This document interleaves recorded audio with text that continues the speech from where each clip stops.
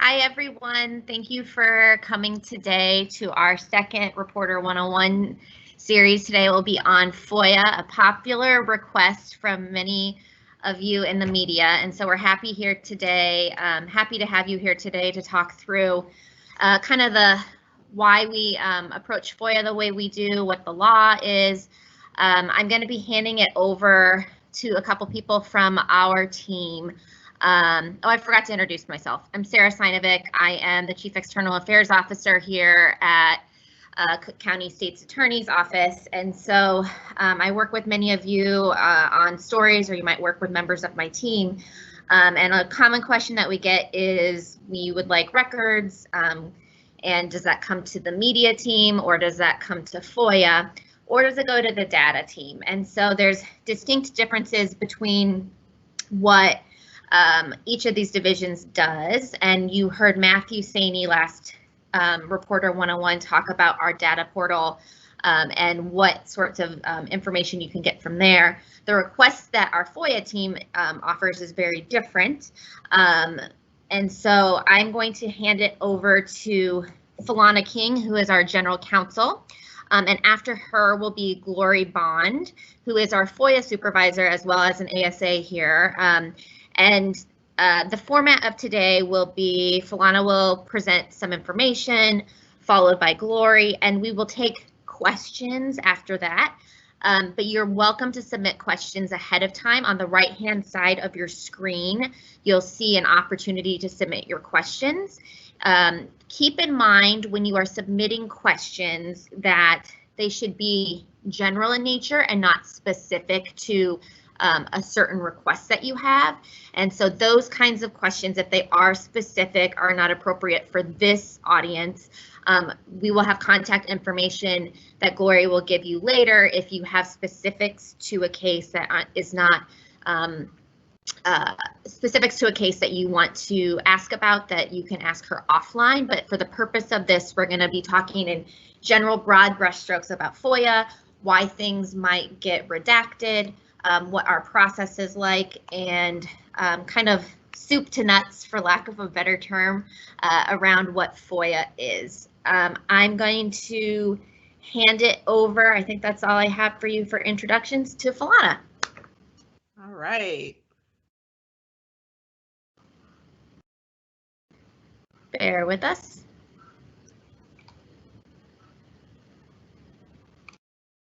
Good morning, everyone. Welcome to our FOIA presentation. As Sarah indicated, I am Philana King. I am the General Counsel for the Cook County State's Attorney's Office. And today we're going to provide an overview of the Freedom of Information Act, commonly known as FOIA, and specifically how it relates to the Cook County State's Attorney's Office. You'll be hearing from myself and Glory Bond, who is a supervisor for our FOIA unit today in this presentation. We're going to go over the following information. What is a FOIA request? FOIA deadlines, the impact of the COVID-19 pandemic on FOIA, media FOIA requests, redactions, FOIA denials, and general SAO FOIA information. So let's start at the beginning. What is a FOIA request? The Freedom of Information Act, as I said earlier, commonly known as FOIA, is a state statute that provides that the public has a right to access government information and records. The purpose behind FOIA is that the public has a right to know what their government is doing. The law provides that a person can ask a public body for a copy of its records on a specific subject, and the public body must provide those records unless there is an exemption in the statute that protects those records from disclosure. So, a FOIA request does not have to contain any specific legal language. It doesn't have to reference FOIA. A FOIA request is a request for information in the form of a record, and we'll get to what a record is defined as very shortly. The FOIA must be submitted in writing. So somebody giving us a call on the phone, that's not an appropriate FOIA request. Records are not limited to paper and electronic files. So the records can be video, audio tapes, photographs, and all other types of records, regardless of form. So since we just talked about what is a FOIA request, let's talk about what's not a FOIA request. A FOIA request is not a simple question or a request for a narrative response to a question. So what does that mean? So if somebody submits a question in writing that says, can you tell me how many employees are employed with the Cook County State's Attorney's Office? That's not a FOIA request because it's not a request for records. It's a question asking for an answer. Or if somebody submits a question along the lines of, can you tell me how your felony review department works? That would not be considered a FOIA request because, again, it is not a request for records. A FOIA request is also not a request for a piece of information that's not in the form of a record. So what does that mean? The key thing to remember about the FOIA Act is the FOIA Act is a way for the public to know how the government conducts business, how it transacts business. So when we're talking about records, we're talking about things that relate to the public transaction of the government's business. So just because a body may have documents regarding things, the real thing to think about is whether or not it involves the public transaction of business. A FOIA request is not a request for a comment from a department regarding an ongoing issue. So again, if somebody submits a request and say, can you please give me more information about what's going on with case X? That would not be considered a FOIA request under the FOIA Act.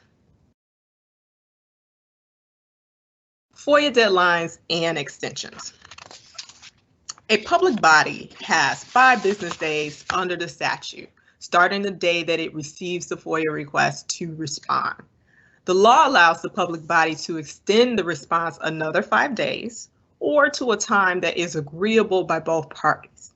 Under the law, extensions may be granted for the following reasons. So in this slide, we have 7 different things identified that a public body may that may come up, that a public body may need an extension in order to comply with the request. I'm not going to read every one of them, but I'll just sort of highlight some of the ones that come up pretty often. A public body may ask for an extension if the records are stored in different places in their office. So sometimes you may have a situation where you receive a FOIA request that's asking for information, and that public body may have various offices in that city or in that county, and they have to get that information from those various offices, and those things may take time and definitely may take more time than the 5 days allowed under the statute. A public body may ask for an extension if a FOIA request is asking for a significant amount of documents.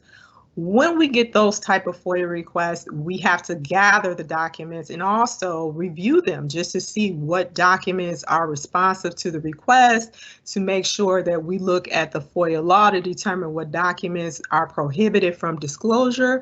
And sometimes that process will take longer than 5 days, particularly if we're talking about a large number of records that are being requested. A public body may ask for an extension if the request is couched in categorical terms. So for example, if somebody is asking for information that covers various bureaus or various offices, you may be asking for documents from our financial people or our administrative people or criminal people, and all of that is in one particular request. That may take some time for that public body to respond beyond that 5 days, because they would have to coordinate to see what documents are available, who has the documents, and actually receive the documents and review the documents. So again, that may be another reason why a public body may ask for additional time beyond the 5 days. Sometimes a public body receives a FOIA request that may require additional examination or additional review by other staff members or employees of the office. For example, if a public body receives a FOIA request for a contract, for example, the FOIA officer may reach out to the staff that may have been involved in negotiating that contract, or the staff that are overseeing that contract, just to get more information about the document that they're looking at, just so they know, if there's any context to certain paragraphs in the contract, or if there's some additional information that would not be recognized just by looking at it, sometimes they'll need to reach out to people and just have a second look that may be in more of a subject matter expert position than that particular FOIA officer. Also, a public body may ask for an extension if your FOIA request requires a lot of manpower. So just kind of like I talked about earlier, if a FOIA request comes in and it's spanning several categories of information, that also requires staff to look for that information and gather that information, and other staff to review the information. And there may be a situation, as I just spoke about earlier, where may be some really dense and very like subject matter specific information where you may need to consult with other people as to what you're looking at. So just the manpower involved in pulling the documents, reviewing the documents, may take longer than 5 days. And so the body may ask for additional time just to make sure they're doing their diligence in response to the particular FOIA request. So what happens beyond that 5-day extension period? The person making the request and the public body may agree in writing to extend the time for compliance for a period determined by the parties. So I talked about that just a few minutes ago. If the requester and the public body agree to extend the period of compliance, a failure by the public body to comply with any previous deadline shall not be treated as a denial of the request for records. So again, if a public body needs more than that initial 5 days, that public body usually tries to work with the requester to come up with a time frame or deadline that's agreeable so that that public body has enough time to produce the records in order to comply with the request. Under the PAC guidance, and for those that may not be familiar, PAC stands for the Public Access Counselor, which is housed in the Illinois Attorney General's office. The PAC has encouraged public bodies to work together if a request cannot be complied with within that 5 or 10-day time period. And that is especially important in light of the current COVID-19 pandemic. The PAC and the laws have not changed with regard to FOIA in light of the pandemic. So there has definitely been a slowdown in compliance and things like that. And the PAC understands that there's a strain on a lot of government bodies because of COVID-19 in response to FOIA, but again, encourages the public body to be transparent with the requester and sort of work together so that they can get the documents that they're looking for. But it just may take some time because the pandemic has resulted in shortness of staff and all the other things that you all are already familiar with. But again, it's encouraging conversation between the parties so that there can be compliance and you can get the documents or the records that you're looking for. After that extension has happened, a public body may discover that your request is unduly burdensome. So what does that mean? That means that, for example, you may have asked for files again that are stored in multiple places and again may require more time than that 5 or 10 days to actually receive, review, and look through in order to provide a response to the request. Or you may have submitted a FOIA request requesting email records, for example, that are way too broad or too vague. And once we do our searches for that information, we come back with tens of thousands of hits or millions of hits. And I know Glory will get into some specifics regarding these two things later in the presentation. And so those are the type of things that may, allow a public body to say this is an unduly burdensome request. And in those situations, the public body would generally reach out to the requester and share that information and just say, hey, I got your FOIA request. We did our search. It came back with like 30,000 hits. Is there any way that we can narrow this request and try to work with the requester to narrow it down so that you can get the documents that you're looking for? So sometimes that happens, and I know particularly for our office, that is something we take pride in doing, and I know Glory will get into that a little later in our presentation. So for the second half of our presentation, I'm going to turn it over to Glory Bond, who is our FOIA supervisor. Take it away, Glory.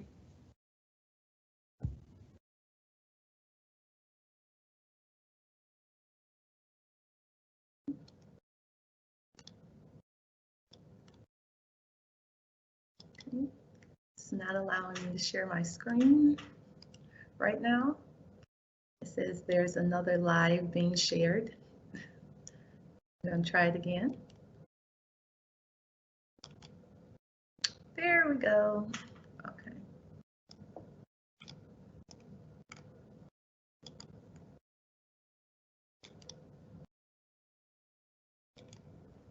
Okay.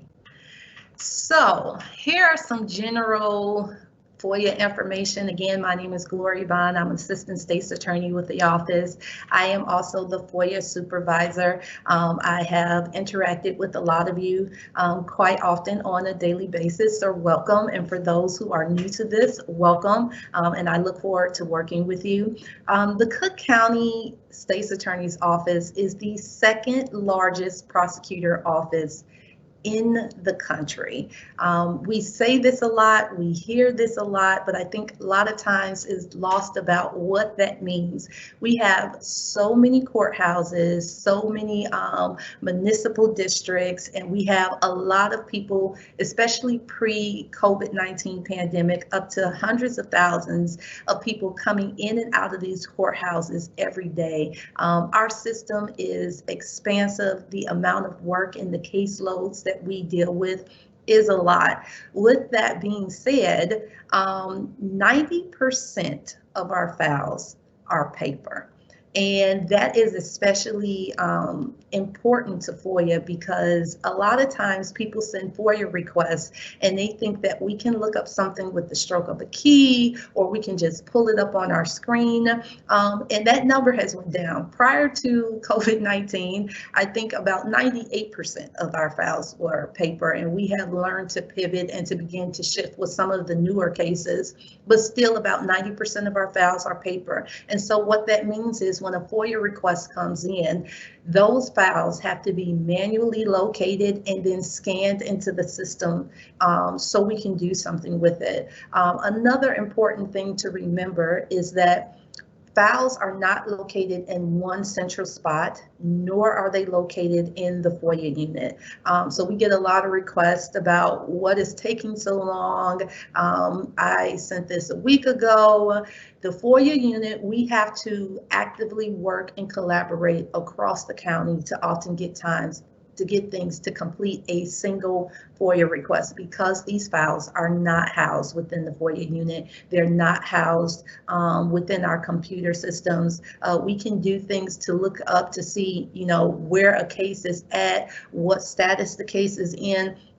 But ultimately the file is going to come from a different place. So again, we often have to work with several different bureaus or units to complete a single FOIA request. Sometimes it requires collaboration with another county agency. Oftentimes the Bureau of Technology, which is not within the state's attorney's office, is another county entity, especially when it comes to things like pulling cell phone records if there's a county issued phone and things of that sort. So it requires a lot of collaboration across the board.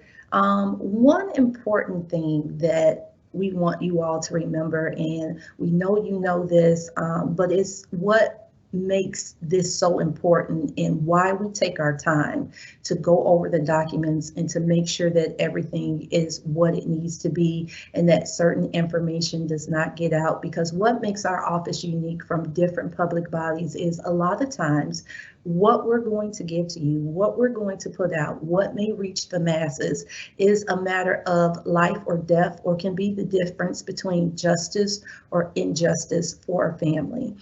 These are not just case numbers to us. They're not just police report numbers. These are lives that have been tragically shifted one way or the other, whether you are on the victim side or even if you're on the defendant side. There are a lot of moving parts when it comes to these requests, and we want to be sensitive to that fact. We never want to become desensitized to what we do because we know that it has real life ramifications. So with that being said, again, we often get asked, why is it taking so long, right? So since the pandemic hit, the demand for FOIA has actually gone up exponentially. Originally in 2018, we were about at 600 FOIA requests a year. In 2019, I believe we hit about 850 FOIA requests. In 2020, which is when I came in April of 2020. By December 31st, 2020, we had crossed the threshold of over 1,000 FOIA requests. And right now we get an average of anywhere between 5 to 10 FOIA requests a day. So I would say we're on track to be at anywhere between 13 or 1,400 FOIA requests. And the reason why that is important is because last year, due to the pandemic, buildings were closed, staff was limited, and there was only 2 of us. So there were only 2 people within the FOIA unit handling the FOIA request, and we will go into, again, the significance of that a little bit later. This is not an exhaustive list. Our FOIA requests run the gamut, but this is just a list of the most common type of FOIA requesters we receive. Media and news outlets, producers for crime shows, law firms, law schools and legal clinics, not-for-profits and foundations, private investigators, parole officers, lenders and adjusters, plaintiffs and defendants, victims, everyday citizens who just happen to be curious about maybe something they read in the news or something that happened in their neighborhood, and other municipal departments and governments. Again, this is not an exhaustive list, but this is probably like the most type of common FOIA requesters that we receive. People send FOIA requests for a multitude of things, but these are the most common types. So when it comes to you all, I know you really want to know, how do we go about processing your FOIA requests, what that looks like, what that timeline looks like. So upon receiving your request, I would notify our exec team along with our media department to say, hey, we just received this FOIA request from XYZ news outlet, or from this crime show, or from this particular online entity, and this is what they're asking for. Here's the case that they're asking for, and we will powwow. I use that as a starting off point to say, hey, is this a case that's already in the media? What do you know? And it kind of helps steer me in the direction of who's the next person I need to talk to make sure that we can answer your requests, where this file might be located, things of that sort. So once I talk to the executive team in our media department, I then perform a search for the file to see if it's still active in our system. And I will go into more detail later about what that means. But, you know, is the file in felony review? Is the file up on appeal? Is the file in post-conviction? If it's not, then we can proceed. So at that point, if I find the file is not active, is not in felony review, appeals, post-conviction, pre-trial, trial, I will go ahead, try to locate it and have it ordered.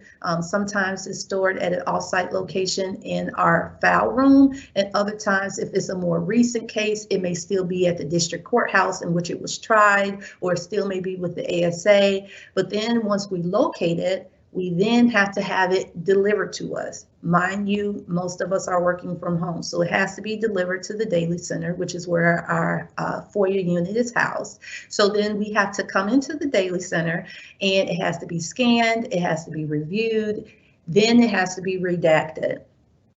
What does that mean? The average criminal file with a single defendant is 1,000 to 3,000 pages, and that's just pages. That does not include the digital media. And if you are a criminal file with multiple defendants, the average is anywhere between 3,000 and 5,000 pages. Again, that does not include digital media. And I can go into a little bit more about what digital media is in a second and the significance of that. So a typical media request from one of you may look like, I would like reports, incident reports, arrest reports, police reports, crime scene photos, interrogation interviews, witness statements, emails, memoranda, any and all documentation between Agent X and Defendant A, and autopsy photos, reports, etc. What you're really asking for, you're asking for the entire criminal file. So even though you have broken down these things, most of the time, that's really what is all included in that file. So now On average, we're looking back at that 1,000 to 3,000 pages. Again, just the paper pages and not the disc, the digital media, the videos, the dash cams, none of that, just the paper. When you're not asking for the entire criminal file, we may get something like sample number 2 that says, I want any and all communications between the SAO and XYZ Police Department regarding Clark. And so I know the first instinct is to think, okay, the more vague I am, the more inclusive it is, the more broader the search. But what that really should be looking like is sample number 2. It should read, I want any and all communications between the SAO and the XYZ Police Department regarding Blue Clark between March 1st, 2020 and March 1st, 2021. Why is that important?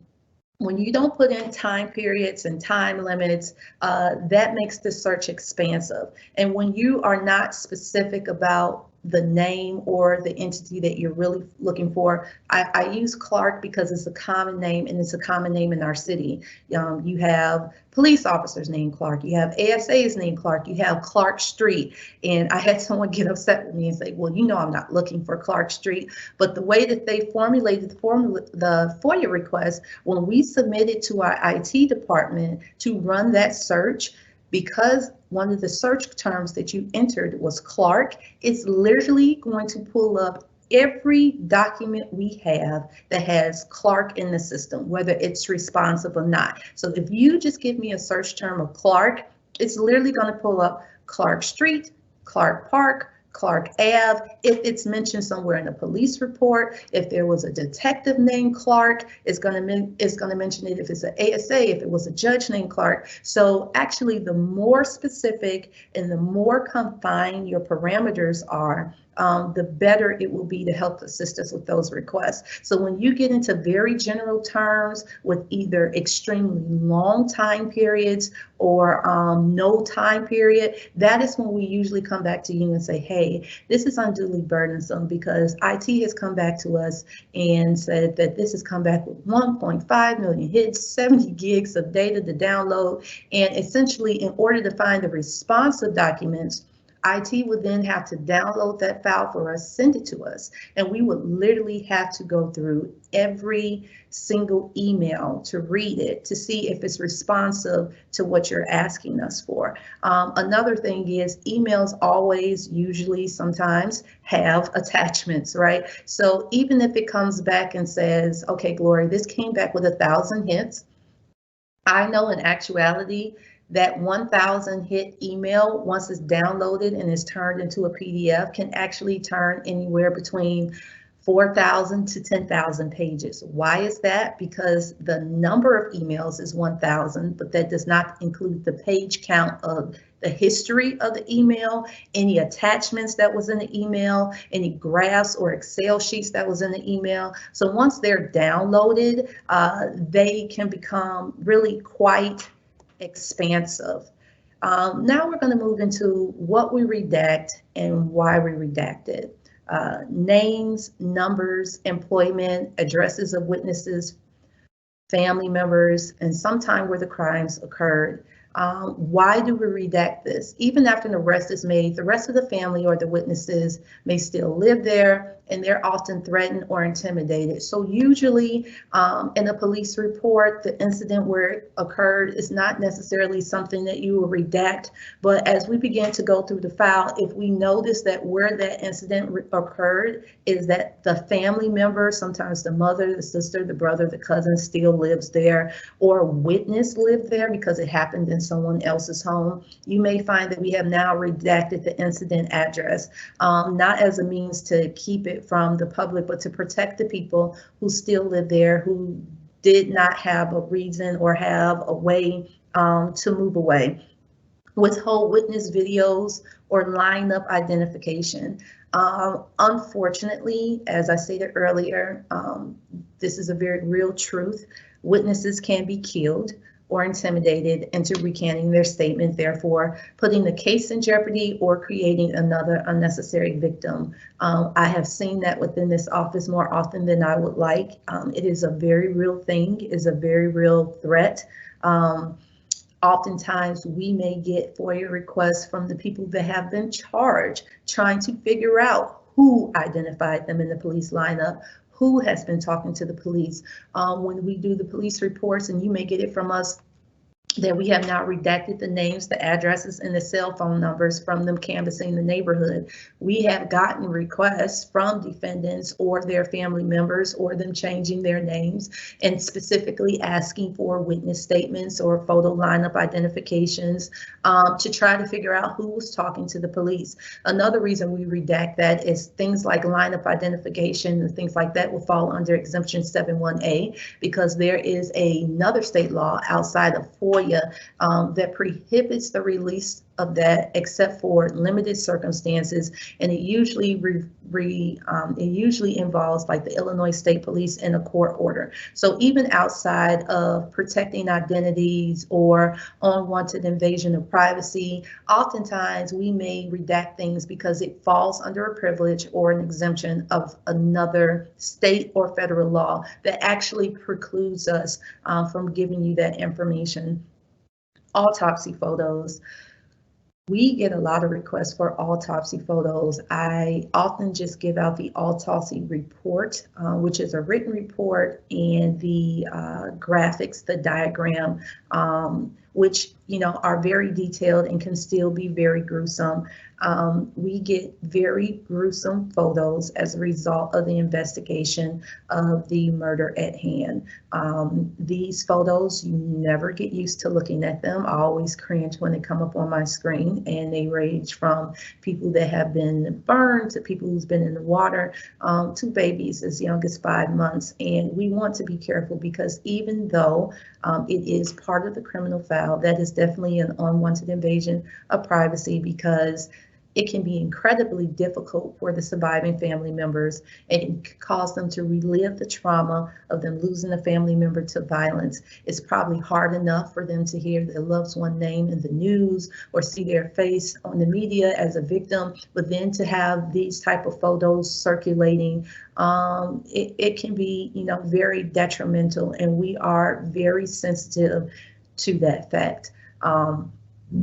Things that you would not think would normally be redacted, such as dates, clothing, or any information that might reveal a witness or a confidential informant. And what does that mean? Oftentimes we don't typically redact a date, but if the date was used on, say, for example, a search warrant, this person met with the defendant that's on the search warrant on this particular day, and they were wearing a red top and black bottoms, anything that if the defendant was to get a hold of that information would identify who was working with the police or who ultimately turned them in, it puts that person at risk.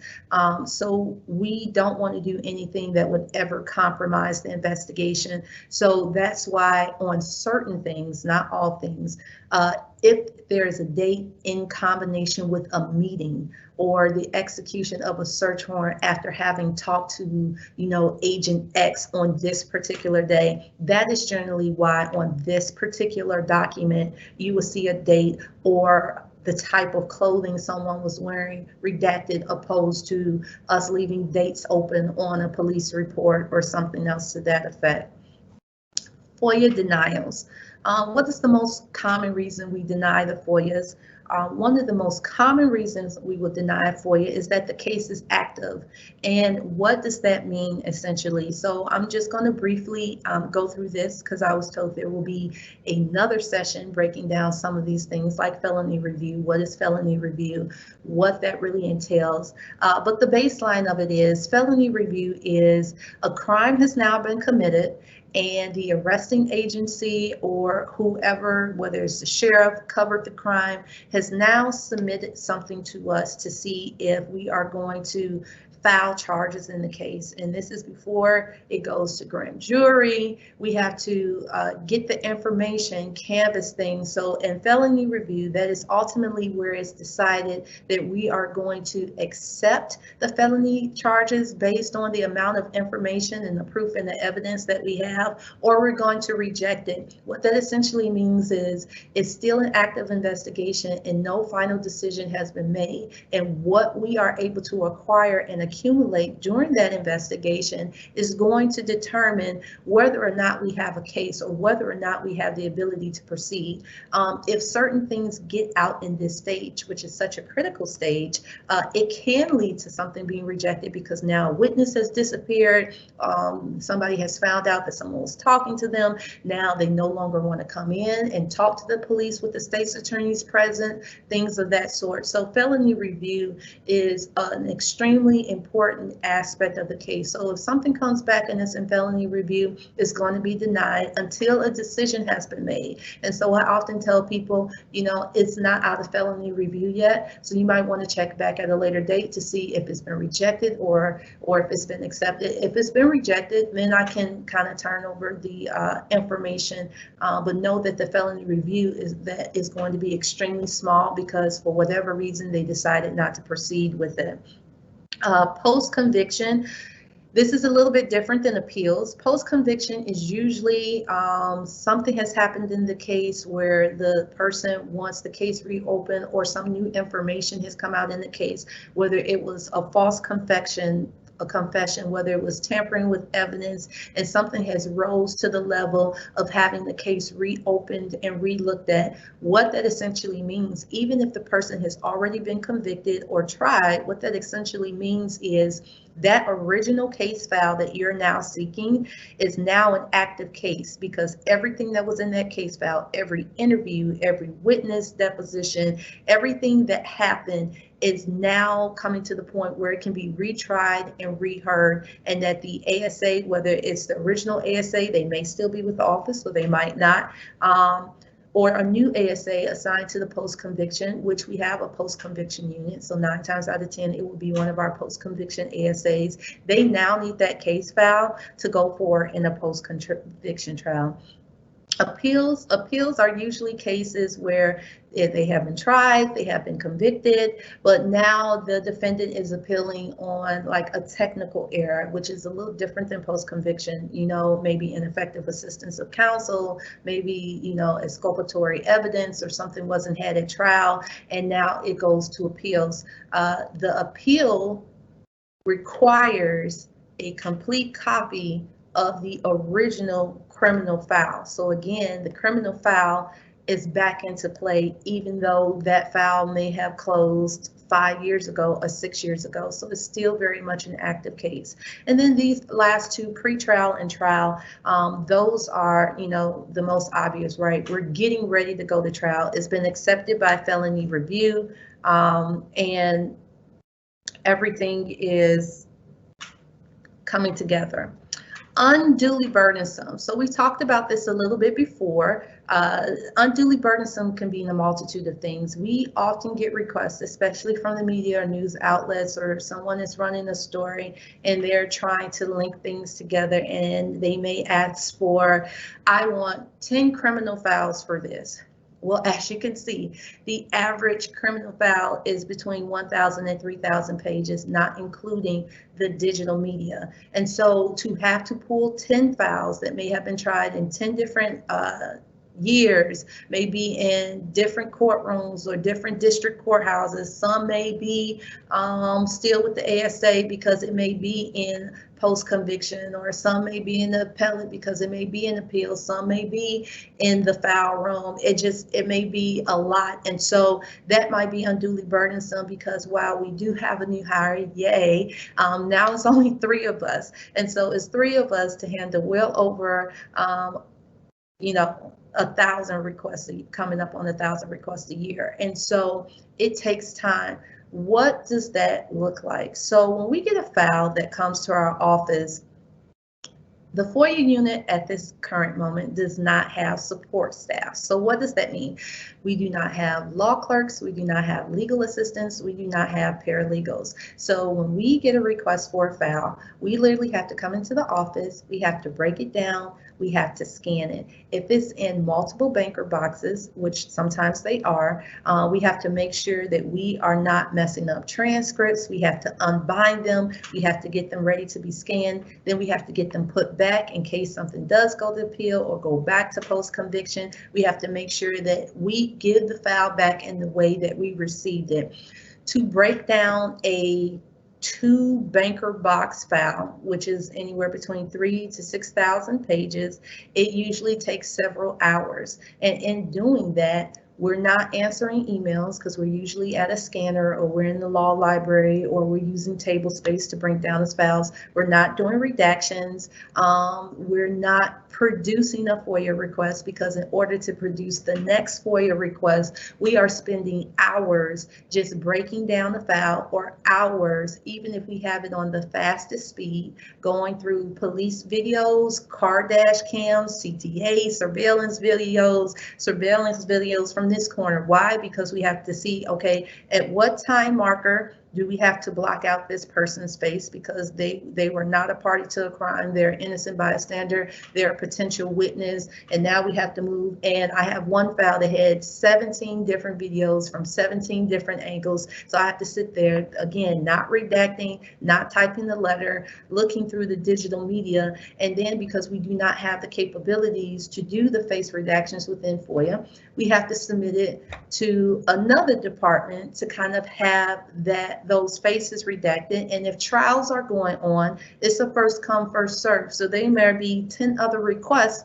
before the FOIA request. And because these are active files going on, or active trials going on, they might be the priority. And so sometimes you all may wait a while on the digital media aspect, because we don't want the risk of, just for the sake of giving it to you, that we are putting someone else at risk because we did not properly redact their faces, or sometimes files have juveniles on it, and we just want to be careful about those things. So that's when things become unduly burdensome. That also deals with the time and the lag, because it takes several hours to scan and to break down files, and then we have to use several hours to go through, to redact, to watch videos, to make sure that we're giving you everything that we're allowed to give you, and that we have people properly protected and things redacted. The information that you have requested is exempt under the FOIA law or another state or federal law. One of the most common ones for that is the Juvenile Protection Act. So sometimes we get FOIA requests for juvenile cases. That is beyond FOIA. There are other laws that govern it that said that I cannot give that to you.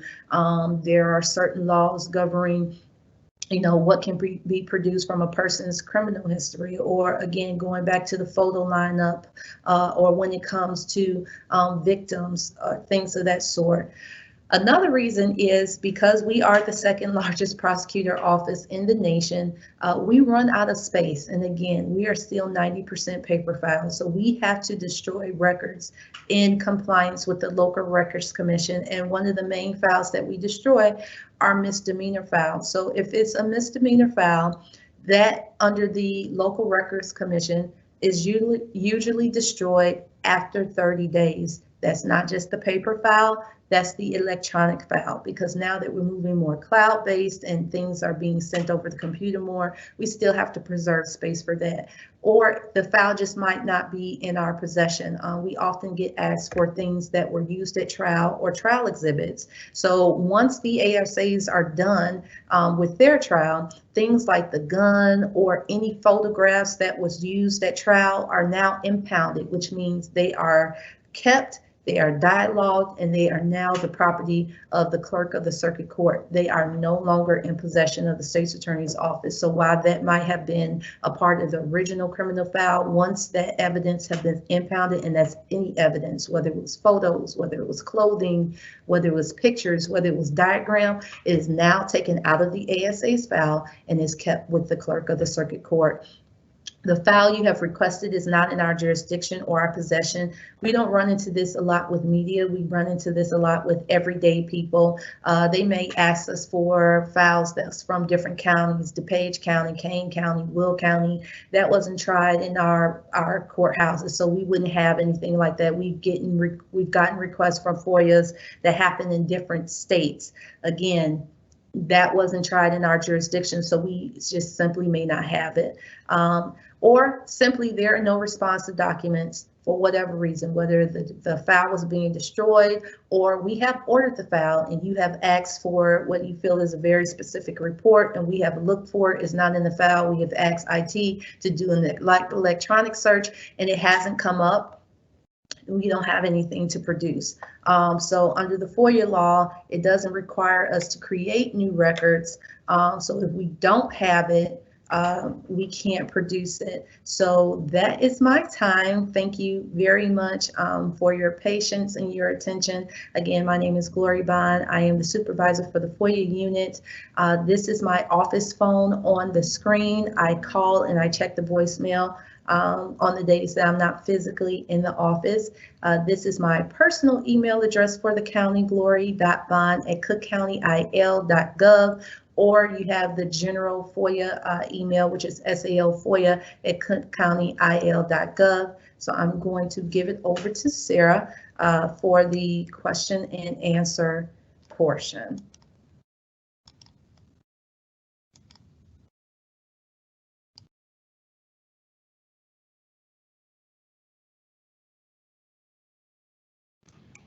Helps if I unmute myself.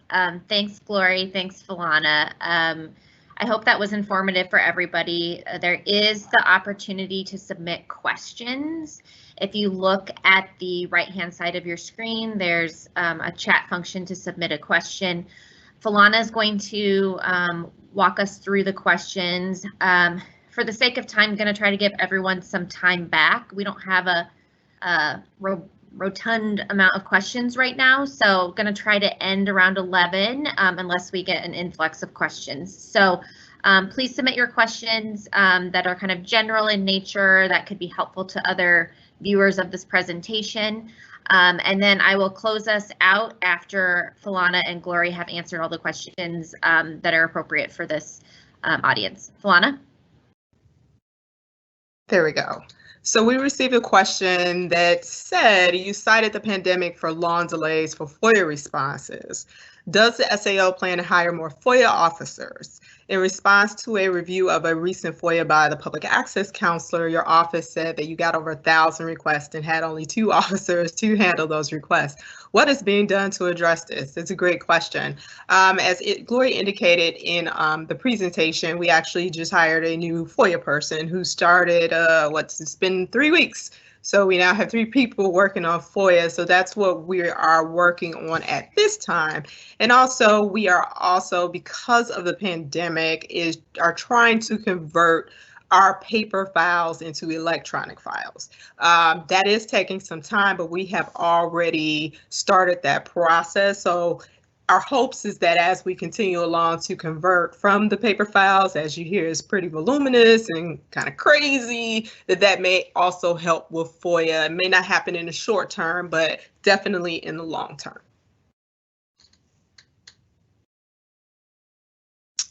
Waiting for questions.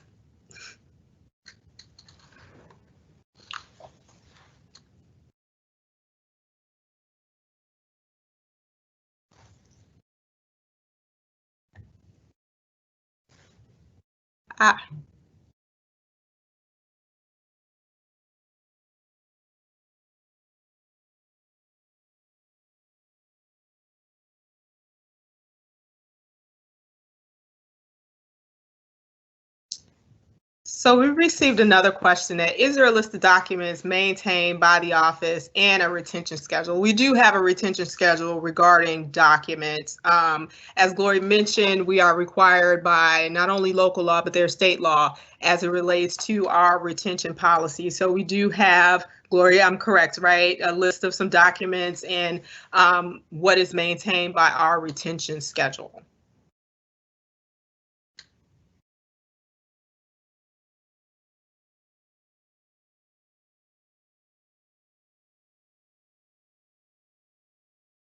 All right. We received another question regarding, is the office's policy to claim all the discretionary exemptions that could be available to it? We don't necessarily have a policy regarding exemptions. We try to look at everything on a case-by-case basis. And as Gloria indicated in her portion of the presentation, we really try to look at it in that way for various reasons, most specifically because a lot of times we're getting requests for criminal cases. So sometimes it just may depend on what is actually going on with the file. So we have no like blanket policy that we just claim an exemption because it exists for us. That's not something we do here. Under this administration, our biggest concern is we want to be transparent. So sometimes there may be a situation that may happen where we actually may waive an exemption because we're trying to be transparent and make sure we provide proper context for the particular documents that are requested. So the short answer is no, we do not have an office policy that says we have to use all the discretions that may be, or all the exemptions that may be available under FOIA. All right. So a question came in that, can you put up the slide with the email info for Gloria and the FOIA office again? Do I do that? Is there a way for me to do it? This is Sarah. We can email you the direct information. So do you want to pop it over to me, Tyler? I think that's all the questions we have. So I'll take that last one, Falana. Sure. So thanks for everyone's questions. We got through all those. If you are wanting to see the entire presentation today, we can send that to you, which includes the information of Glory's email address and her phone number and the generic email address. So if you would email sao.media@cookcountyil, the same address that the advisory came to you at, and request a